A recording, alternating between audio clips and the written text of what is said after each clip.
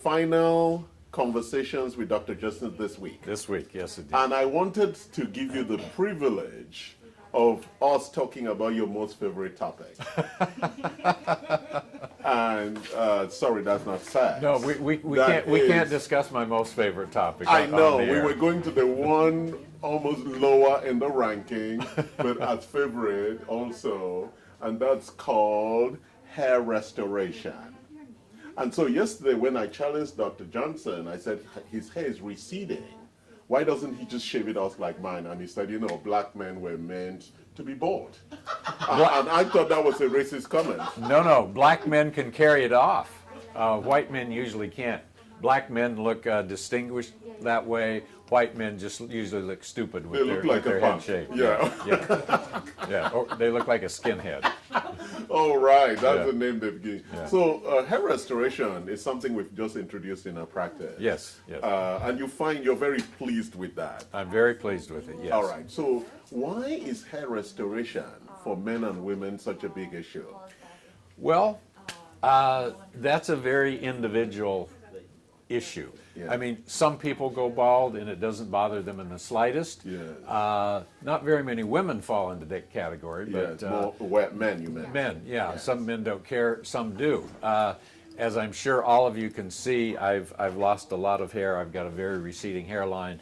There's very little hair up here, and if you had seen a picture of me when I was younger and had a full, thick head of hair, you probably wouldn't recognize me because I look quite different now. And it could be the price you have paid for living an extremely exciting life. That's some of it, sure. Exactly. Stress is absolutely an issue in hair loss. All for right. a lot of people. So when does this begin? It depends on the person, their age, because there's some people at 20 already with. Yes, and it depends on genetics. Now, for most men, if they want to know what their hair is going to look like when they're older, they look at their mother's father's hair, their maternal grandfather. So women should look at their husband's fathers before they get married to them? No. Because that would be a predictor that you might get. It's mostly passed down through the mother. Oh, really? Yes, not the father. Oh, so if you are going to get married, you need to check your mother-in-law's hair and see whether it's receding. Because that might be a predictor. You don't want to use genetics as a predictor for these things? No, but that's been turned around in your interpretation. A man needs to look at his mother's father's hair, his maternal grandfather, and that because it's passed down through the mother. But the condition of the mother's hair doesn't have anything to do with it. So if Karen, good thing for you, when they come for your hand and they find out that I'm bald, they may have issues with it, not knowing that it's just because I was born good looking. No, but you're the father, you're not the grandfather. Again, I had a mistake on that. Yeah, it's the grandfather. Thank you for correcting me always, Dr. Oh, Johnson. it's always a pleasure to correct you, Charles. I know, and very few people have that privilege. Yes, I know. Yes, it's almost a royal privilege. I see. Well, yes. All right. So, how then do we know? Most patients walk in here and say, I want to restore my hair. Yes. And so where do we begin? Where do we begin? Okay. Well, we begin with a consultation. We look at the pattern of hair loss. Yes. And by looking at the pattern and how much hair loss, we can estimate how many transplanted units that we're going to have to give that person. Transplanted units, you mean like follicle by follicle? Yes, individual hairs. We don't want to take clumps of hair and transplant them because then it looks like you have a doll's head. And we have the gold standard for that, right? Yes. Follicle by follicle extraction. Yes. And then, as Karen loves to call that word, whenever she says implantation, I have the feeling of getting pregnant.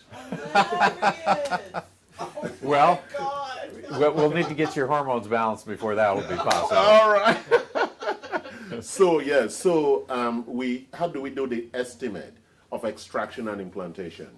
Well, just through experience. We can just look at the head and see how much hair loss there is, how much of the scalp it covers, and we can say, okay, this one will take 1,000 follicular units, this one will take 2,000, 3,000, maybe So I was maybe looking up to at your 4,000. head as you were talking to me. Are we going to be going for 5,000 for you? Maybe 10,000.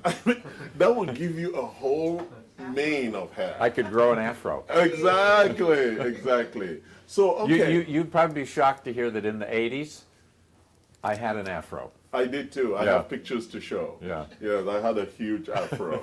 And I was wearing platforms or whatever they call Yeah, those shoes. yeah. Yes. Okay, so what causes hair loss? Wow. I think that's a really important Yes, question. yes.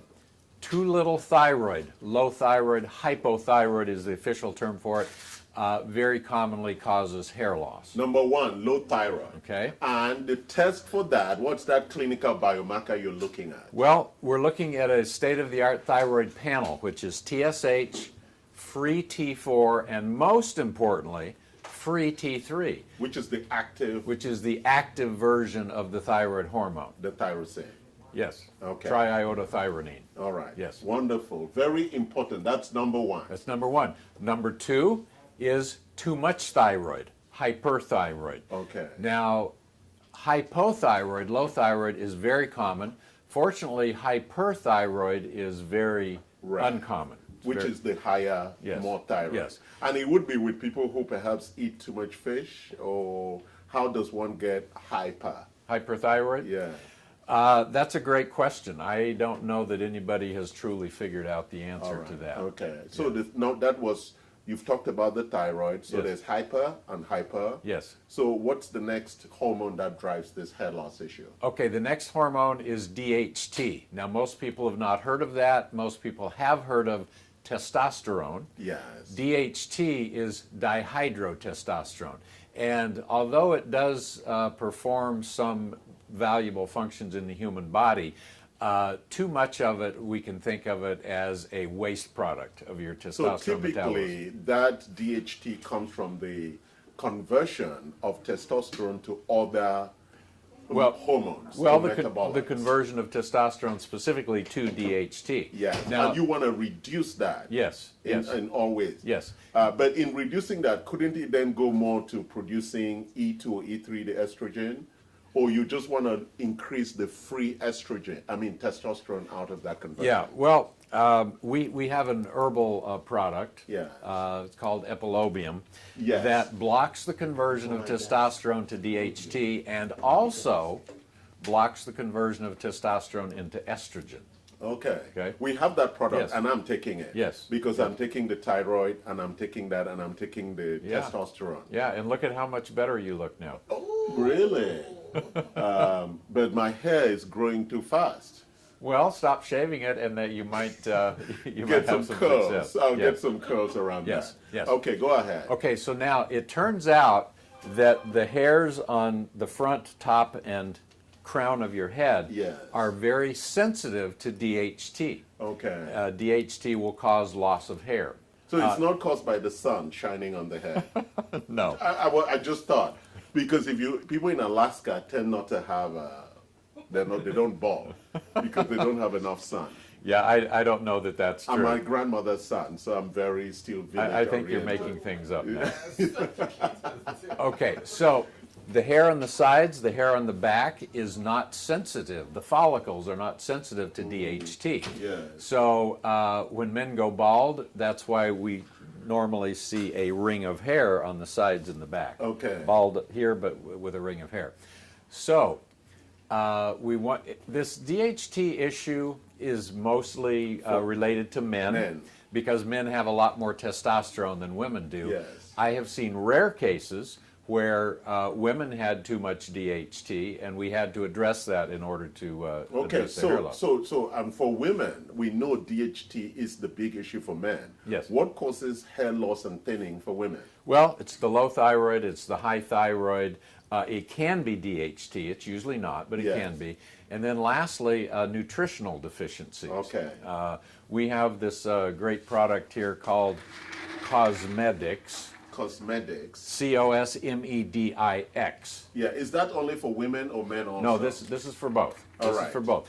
This has all of the nutrients that you need to replace any low levels of nutrients that are involved in hair loss. Yes. But in the process also we encourage people to take collagen, Yes. which is a protein. Yes. That is at the building architecture. Sure, for it's a lot of- building block for our skin and our scalp and our follicles. Yes, and absolutely. nails and everything Yes. else, right? And so tell me, what is the experience like for a patient who comes in? Because typically they came and thinking, I just want hair restoration. Yeah. But then you go into this deep biochemical conversation. So why should people know about the hormones and treat the long game? Well, look, we want patients to be happy in the short term with their hair restorations. More importantly, we want them to stay happy in the long term. So if you've got a treatable cause of hair loss that is not addressed, we can do the transplant and you get great results, And but then later- then you start getting hair loss again Because down the road. the follicles are being challenged by the underlying hormonal imbalance. Exactly, And exactly. the lack of the nutritional support. Yes, exactly. Okay. But So yeah. we don't want you to just come in and take your money for the hair transplant. We want you to be very happy with this in the Short long term haul. and long term. Once these follicles here that are resistant to the DHT, once they're transplanted up here, they do not become sensitive to DHT.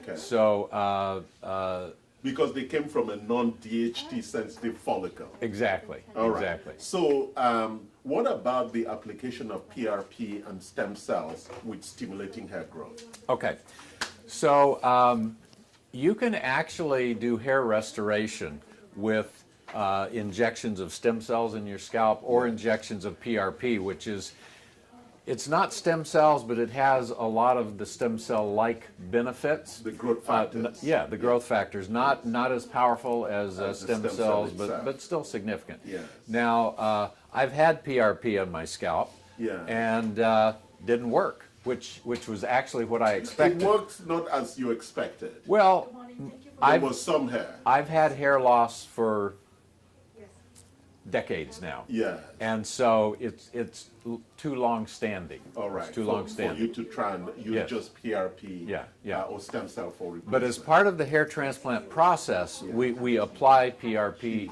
to the treated new, area. To the new follicles. To give the growth factors.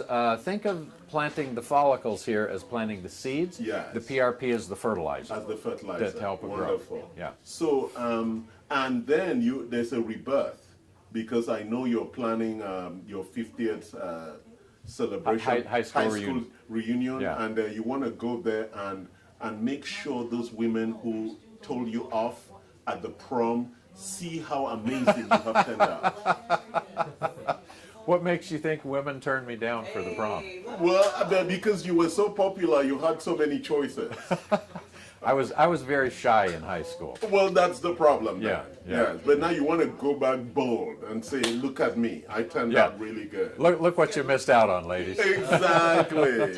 Well, that's Dr. Johnson again, showing you why listening to us is entertaining, educational, and fun. Love us, like us, and follow us, and share us. And share us, yes. Thank you, Dr. Johnson. My pleasure. Wonderful conversation.